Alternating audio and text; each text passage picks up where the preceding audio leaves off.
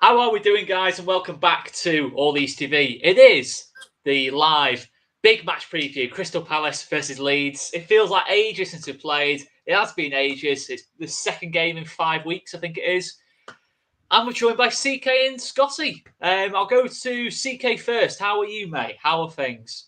I'm all right, mate. It feels odd to be talking about football after the last few weeks, to be honest with you. I know. I've forgotten what it was like. It's been Strange quite nice, one, isn't it? It's been quite nice. No stress. I'm all right, mate. And Scott? Right. It's been even longer for me from it being on the channel.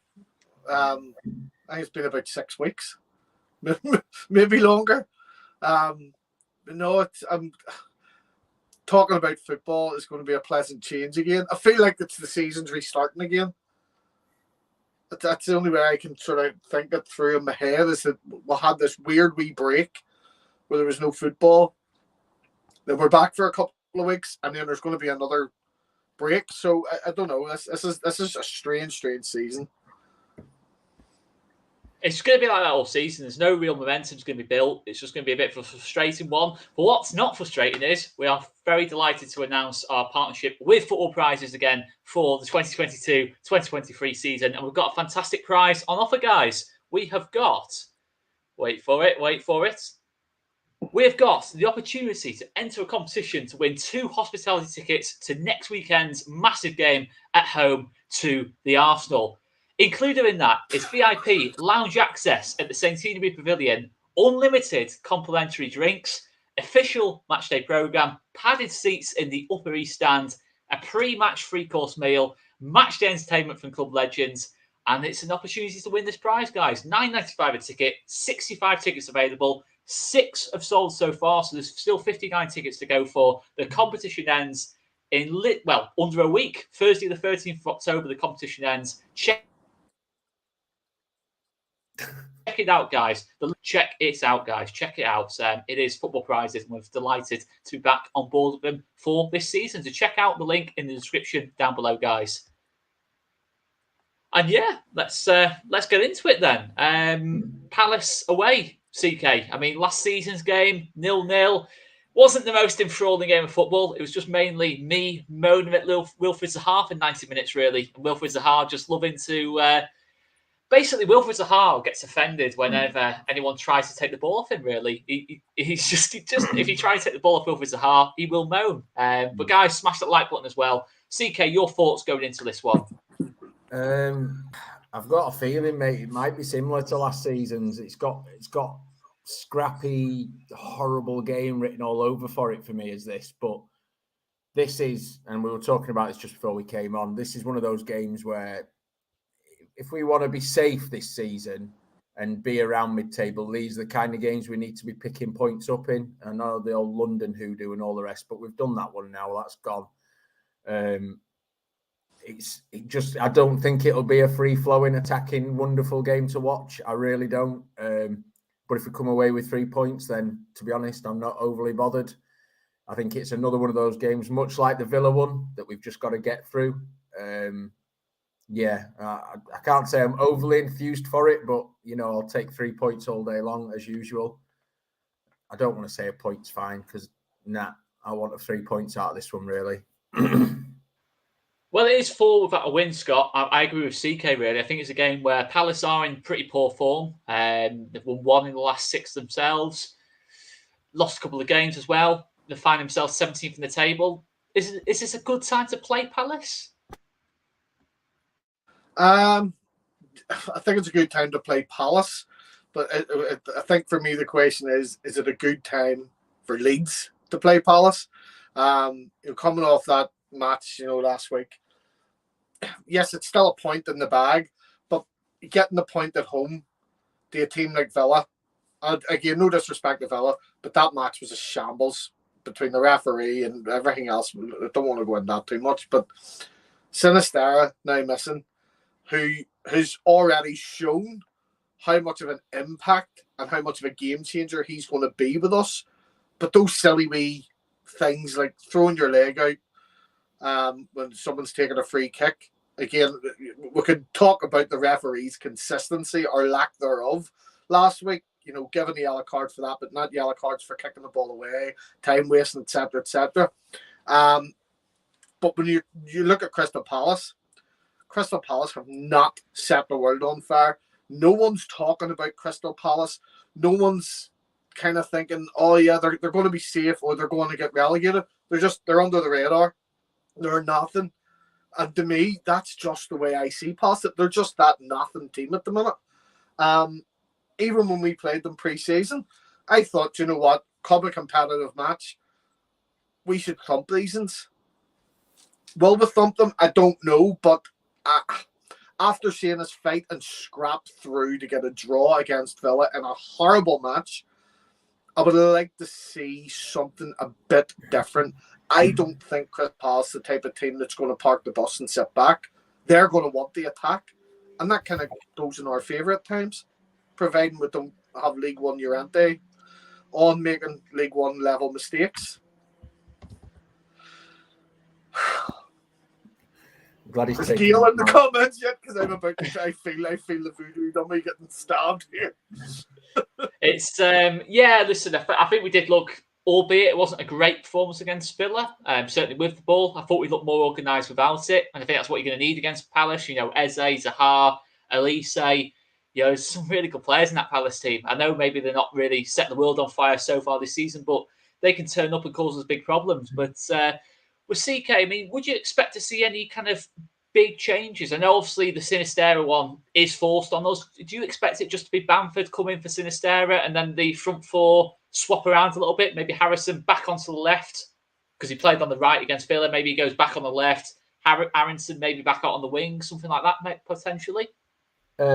Personally, I mean, I do think that's right. That's what I think we'll see. But I'd like to see Bamford in for Rodrigo, and I'm not slating Rodrigo in any way. I'd like to see Bamford. I think apparently he's looking quite sharp, and I'd like to see Willie Gnonto given a chance playing from out wide coming in. Because again, if we've lost Sinisterra's pace, there's a perfect replacement pace-wise there. And I know, you know, he's not played yet in the Premier League, but just unleash the kid and let's see what he can do for me. Unless people have heard some and he's not available, because God knows I've not been very close to the news recently.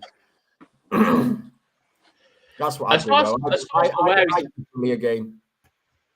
Yeah, I mean, I still think Aronson, I think, is on a bit of a bad run of form. I do think he's on a bit. I think he is finding it harder in the 10 role than maybe I was expecting. I think he's finding there's less space in that kind of middle of the pitch, and he looks better for me. Might be a controversial opinion. I think he's looked better when he's played on the right. I think of that Wolves game, a prime example, the Southampton game before we had to switch things around for Bamford coming off, and it's just not quite clicked so far in the 10 role for Aronson.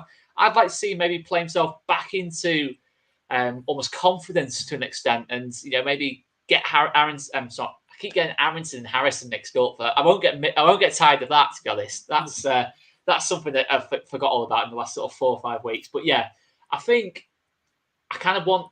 You know what? We started against Wolves. We had Aronson right, Rodrigo through the middle, Harrison on the left, Bamford up top. I do think that's exactly what we're going to go for, and I do think it can click a little bit. I think. And there's an irony about talking about Klich, because I think Klich's done pretty well when he has played in that 10 role as well. So, you know, he's in competition potentially with Rodrigo, with Aronson. You know, who knows? But I think there's no getting away from the fact, Scott, that Sinisterra is a big loss going into this game. He's a big loss. I mean, he's scoring all our goals at this moment in time. He looks our biggest threat. We saw how bad sort of Leeds were last season without 𝐉𝐻𝐶. I'm worried a little bit about the same with Sinisterra potentially. We're getting a little bit reliant on him in that final third. He's our creative genius this season now, and again, he's barely played, but from what he has played, he has set the fandom, the matches on fire. He has made it a bit more exciting. Every time he gets the ball, you feel it in the pit of your stomach. Something's going to happen here. But again, he needs the same with Marsh, and I love Jesse Marsh massively. But you can see that sort of temperament issue could become a regular thing. mouthing off the referees, sticking your foot out for someone taking a free kick. These are wee simple things, wee simple silly things that most referees at other teams and other matches let it slide, and normally they just tell them off and let them take the free kick again. But I think him and Marsh particularly need to come to realise that whenever you're representing Leeds, you can't do the same things other clubs get to do and get away with it, because you will be punished and we will be made an example out of.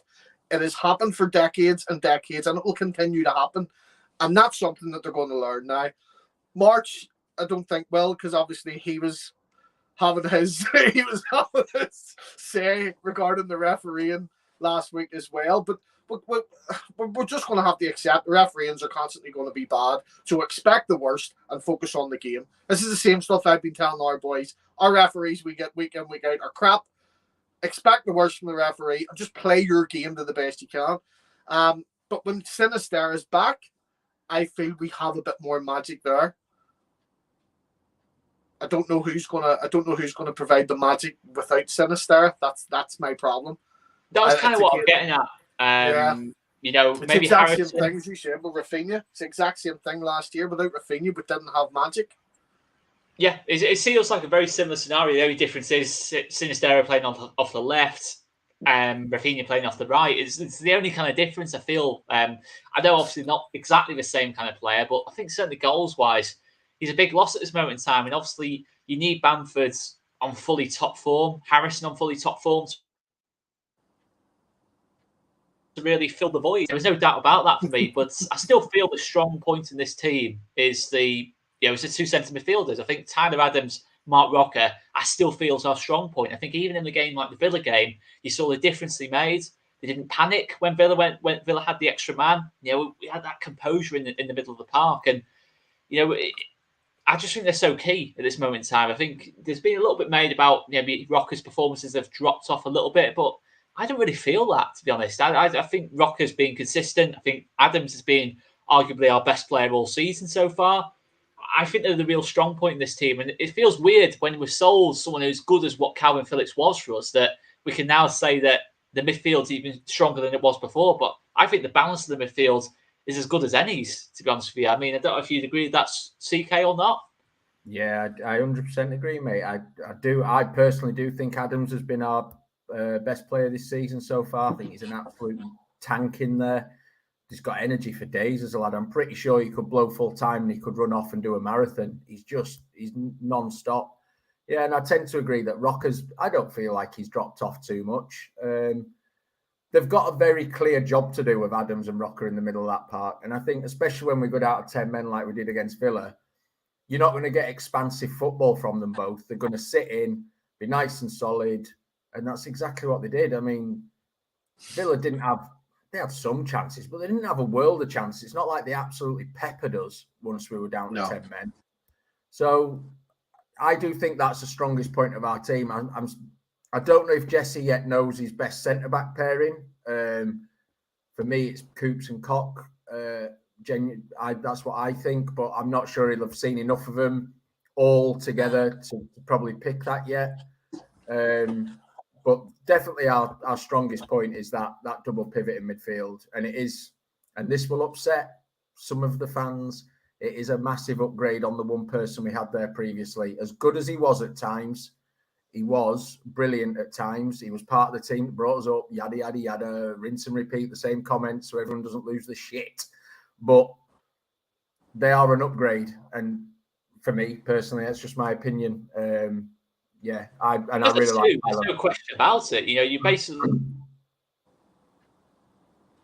we had one man only started, I think, 8 or 10 games, so we didn't really have a midfield at all last season. So the upgrade's phenomenal, really, considering that we've actually made money from buying Adams and buying Rocker than what we sold Kalvin Phillips for. It's how you do business. It's how you want to do business. I think that, in fact, with Rafinha as well, the fact that we brought in Sinisterra at like less than half the fee. I mean, I think recruitment. Good business. What's that? Sorry, mate. It's good business. Yeah, I think low key recruitment's been strong. I think you can look at the players coming through as well. Gnonto, Aronson, I think is going to get there as well. I think he's looking pretty strong, and you've got to look at like the likes of Sonny Perkins as well. 𝐉𝐎𝐈𝐍, I think it's a matter of time until they get an opportunity at some point in the team. I think the recruitment has been really strong. Let us know in the comments, guys, on the live chat. Make sure you keep smashing that like button for us. It does massively help us. And let's get some comments in. I mean, I think the recruitment low-key is being really good. Yeah, I did want another striker, I'll be honest. I said that, throughout deadline day, we need to get another striker in through the door. But I'm a bit more relaxed about it, seeing that I thought Rodrigo did okay there, first half against Villa. I thought, he looked our biggest threat in that first half.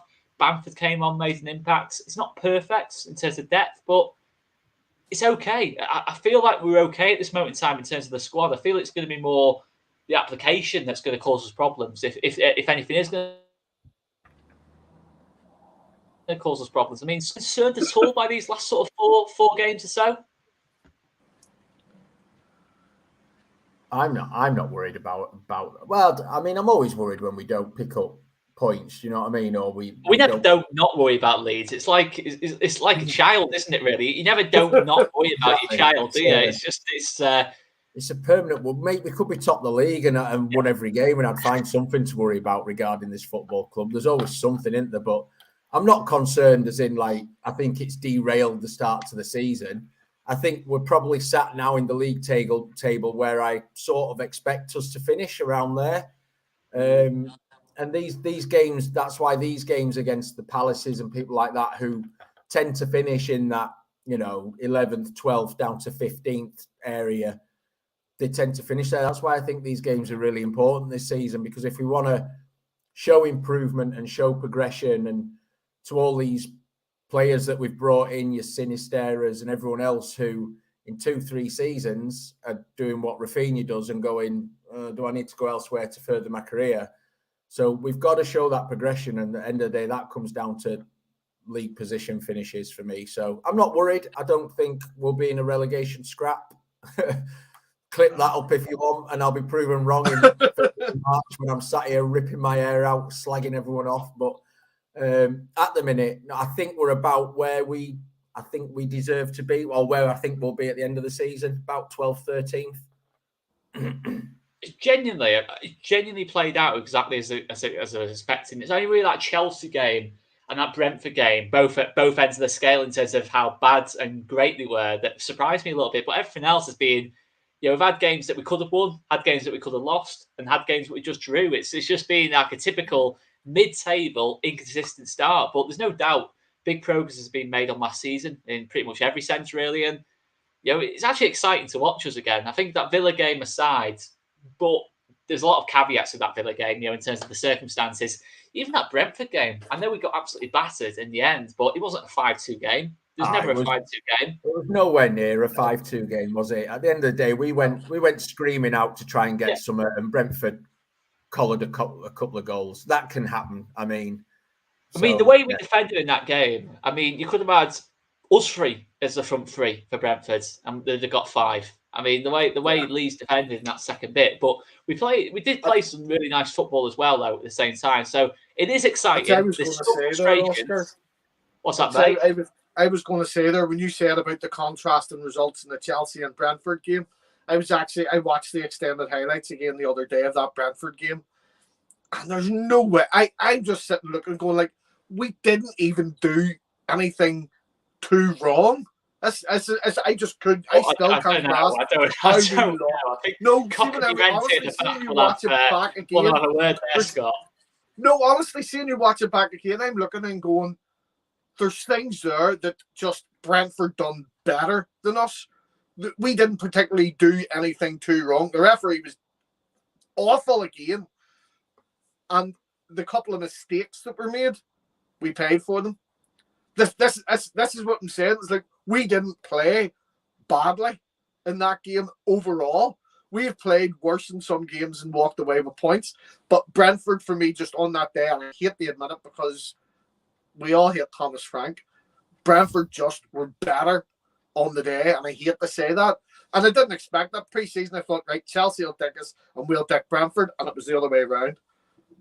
I still want to see that Leeds back from that Chelsea game again.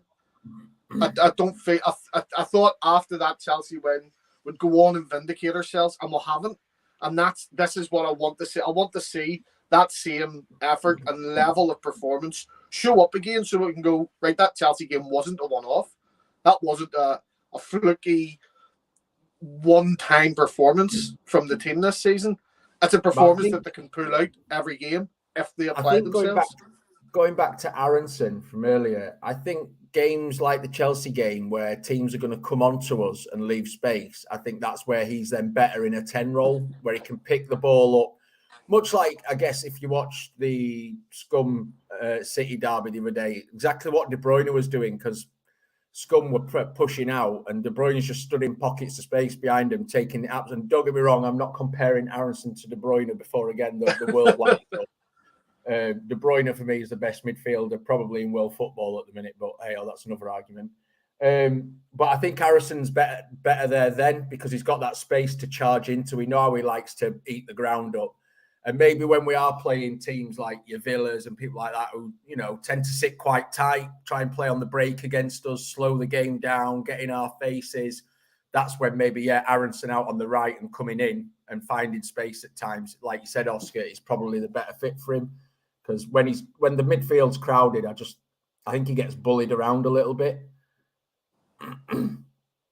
There's no space to play into. I think the thing with Aaronson is he's a bit like he's better than Saiz. Don't get me wrong, he's better than Saiz, but he's a bit like that in the sense that everything's like at about 100 miles an hour kind of thing. Everything's like fast. But when there's no space to play into, you're just going to keep turning the ball over. There's no space to run into. You can't play 100 miles an hour. Sometimes you've got to put your foot on the ball and look for space, you know, maybe be a little bit more patient and break down teams. And I think we're seeing more and more of this. I don't think we'll see it so much against Palace, because I think Palace are under a bit of pressure. Vieira knows this is a game that, from their point of view, let's be honest, they'll look at it and think they should be trying to win this game. It's a big opportunity for them as well. I don't think they'll sit in, but I think what we have seen from Villa, to an extent from Brentford, because I thought Brentford played a lot on the counter, certainly Everton, because Everton were time wasting before the game even kicked off. I'm sure they came down in first gear on the bus, mate, to slow the journey down. Dear me. I mean, second half not kicked off yet for that game. And then that Everton game was so boring. I forgot. That's what we've got. That's what that was such a shit game. I forgot that match even happened. We've almost been victims of our own success, because we played that well against Chelsea that everyone suddenly kind of thought, you know what, we need to sit in a bit against Leeds here. We can't afford to give Aaronson space, Rodrigo space, Sinisterra space, Harrison space. So I think we're going to find that more and more. And the frustration against Villa is that we just kept turning the ball over. You know, we had moments where we could have really, you know, Tyrone Mings eventually is going to make a mistake. You know, it's just an example of the Villa game. You know, eventually going to force a mistake from him. I just felt we lost our heads a little bit in the final third. Yes, I know we went down to 10 men, but 11v11, it felt like that as well. And we've got to find that way of creating against these teams. Because I agree with you, CK. I think teams that have a go at us, I think we're actually going to do better against this season. It wouldn't surprise me if we get another result.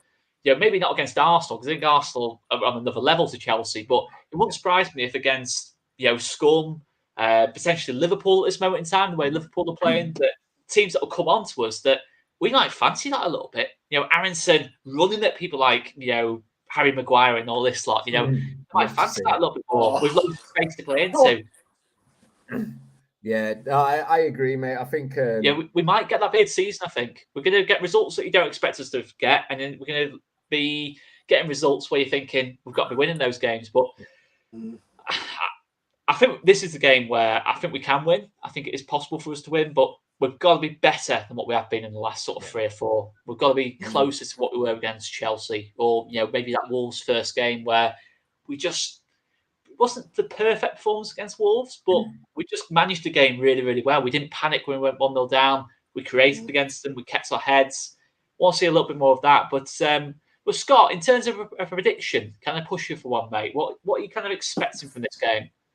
I have a friend who supports Palace, and every single week they put a bet on for Palace to win their game 3-2. Very rarely has that come through. Despite living crisis, that's a risky one, isn't it? Well, according to them, it's their most common score on average. But I think they're talking out the rear end. Sorry, Paul, mate. But This is. Did you just say we're talking at the rear end? Sorry, bottom end. No, sorry, Paula, mate. I thought you said sorry, bottom end. Then I was thinking that's a really weird way of apologising. That it's like swearing and going sorry, and then just saying a different swear word. No, I'm trying not to swear. I'm like in children's. You've done well, to be fair, mate. Well, I think it's because my daughter's let the F word slip yesterday morning on the way to school, and that's been a whole drama now. Anyway, I think this is going to be. I think this is going to be a bit of an exciting roller coaster, nail biting one. I think we are going to come away with the 3 points. I genuinely do think we're going to come away with the 3 points. But I think again we're going to go behind. I really do think that, from what I've seen, aside from the Chelsea match, it takes us to sort of come under pressure and have the absolute fear put in us before a couple of players wake up and things start clicking. And as soon as things start clicking, things start happening. Again, it'll come down to who's playing where and if people are doing their jobs. It's that simple. It's football 101. Just know your role and do your job. Doesn't matter who you're up against. I honestly think we're going to walk away win 3-1. I think Paddy Bamford's going to get himself a brace. Might be worth putting him in the team this week. Okay, I'll take that all day long. 3-1, 3 goals away from home. Absolutely lovely stuff. CK, what are you saying, mate? Heart says 2-1, head says 1-1, personally. But I'll go with 2-1. I think Bamford, it sounds like Bamford's going to start from what Jesse said in his press conference, which I think is a real bonus for us. We're such a better team with him. Even if he's not scoring, just the way we move the ball, the way we get up the pitch is just massively improved. And again, with Bamford running those channels a little bit more than, say, a Rodrigo does that then free up that little bit of extra space for Aaronson, players like that. So I'll go on. I'll stick my neck on the line and I'll say we win 2-1, and Bamford will get one. I think I don't know who'll get the other one. Aaronson. Let's say Aaronson. Okay. I'm going to go 2-1 as well. I'm going to go 2-1 as well. To Leeds, by the way, to Leeds. I'll just emphasise that. Yeah, I think Bamford scores. I think Bamford starts, Bamford scores. I can't see anything else happening there, really. And I'm going to go for Jack Harrison to get the other. I think Bamford's going to be under pressure to score, do you know? No, I think Bamford was really good when he came against Villa. I thought he gave us a real outlet, got us back up the pitch, didn't let Villa dominate the game and sit in our half. And yeah, I think Bamford's can have a big impact in this one, to be honest. So I'll go 2-1 as well. Yeah, I think this is probably a time where there's probably less pressure for Bamford to score because he's coming back from injury and we've missed him for so long. I think most of us are just concerned of him getting through a game without breaking down. And I think as long as most fans, there'll always be some, of course, with the old barn door Bamford quotes and all the rest of it. I think as long as fans see him doing what we know he can do in and around the box and how he works the back line and all the rest of it, I think he's actually probably got a bit of leeway because everyone will say he's still rusty. He's not up to full match fitness yet. So I think hopefully with a little bit less pressure on him, theoretically, to actually get goals, he goes and bangs a couple in because I think that's when Bamford's at his best, when he just feels free and good to go. And we saw that season before when he started really well and it seemed to just release the shackles on him because he got a couple of goals and then there was no stopping him, was there? He was scoring absolute worldies at times. So fingers crossed he gets one tomorrow and it just sets him up for the season then. No, I agree. Let's just any kind of win will do. We win this game, all of a sudden it probably puts us into the top half of the table, just psychologically. We've got a tough run of games coming up. Obviously Arsenal, Liverpool, even that Leicester game's looking tough now because Leicester, I think, are going to go on a little bit of a run by the time we play them. I think they'll be up and around us as well. So, yeah, it's an interesting one. I think we've kind of covered pretty much everything there. I mean, there's not really much to dissect from that Villa game. We defended a little bit better. It was a boring game. There's not been a We've lot to got 2 dissect. games in hand as well. Don't forget, we've got 2. Yeah, very true. Forest and Scum. I really want that Forest game as soon as possible, to be honest, just to get that one. Whilst Forest really are in a bit of disarray for the time being, but yeah, unless you guys got anything else to add, I think you're probably good with everything there. Good to have Coops back in it. We look far more solid with Coops in. Just saying. He's trying to rattle people there. Yeah. No, there's no doubt about it. Surely, I can't see any argument how we don't. He's right. He's right. Cooper is it's that leadership. Don't get me wrong. One thing, he needs to stop pulling players' shirts. We've got a clean sheet with Cooper in the back now. And we don't keep a lot of clean sheets, so you got to win when you have it. So it's but guys, we'll leave it there anyway. Been great as always. Sorry if my internet has been a little bit rubbish on this one. Apologies, guys. It has been a little bit on and off, I think. But just before I come off, guys, just to let you know, we have got a fantastic prize on offer from our friends at Football Prizes. Check it out in the link down below. Matchday competition, your chance to win 2 hospitality tickets to Leeds versus Arsenal, £9.95 a ticket. I think there were 6 tickets sold before we came on there. 60, so there'll be 59 left. The competition ends Thursday, the 13th of October. Get on it, guys. It's a fantastic opportunity. Check out Football Prizes, and I will leave another link as well for the other competitions that Football Prizes are running. It's not just Leeds United stuff; it's general football as well. Check it out, guys. And yeah, I think we'll leave it there. Interesting choice of hat there off Scott. His signal's gone as crappy as yours, mate. Yeah. I was thinking, is Scott gone as bad as me? It's making me look good. I'll take that. Got robot Scott. I know. At least CK's been clear all throughout this video. CK's basically carried this video by the looks of things. But CK, Scott, and myself will sign off and make sure you check out Fully. Have I gone again? Have I just gone again? You just went, we'll sign. Oh, my word. You're back, mate. You're back. Back in the I don't know if it's me or you. We'll be doing a quick pre-match video as well tomorrow, possible lineup predictor as well, and of course reaction to the result as well. Why have Scott's decided to burp whilst doing a sign-off? It wasn't even like a little burp as well. It's a massive one. It's a massive burp. No, you've just done that just for, I'm just going to let it out as loud as possible. Dear me, Scott. And now he's changed that again. He's confused us now. Anyway, we'll leave it there. I'm in morning. I cut the top of my finger off this morning.